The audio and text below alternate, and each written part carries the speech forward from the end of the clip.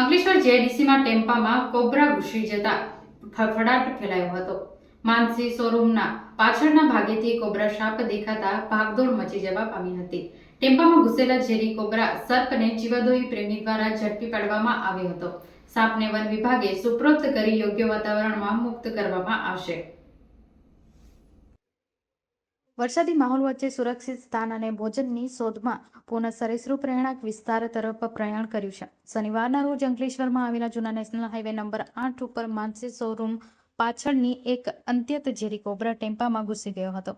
ટેમ્પાનો ચેચિસની બોડીની એંગલમાં જઈ બેસી ગયો હતો, જેનો ટેમ્પો ચાલક જોતા જ બહાર નીકળી આવી આ અંગે જીવાદોઈ પ્રેમીને જાણ કરતા જીવાદોઈ પ્રેમી સ્થળ ઉપર દોડી આવ્યા હતા અને તેને ભારે જહેમત ટેમ્પાની ચેચિસમાંથી બહાર કાઢ્યો હતો, જે બાદ તેને સુરક્ષિત રીતે મુક્ત કરવા માટે વન વિભાગને સુપ્રત કર્યો હતો. વન વિભાગ દ્વારા જીવાદોઈ પ્રેમીની મદદથી કોબ્રાને સુરક્ષિત સ્થળે મુક્ત કરવા માટેની તજવીજ શરૂ કરી હતી.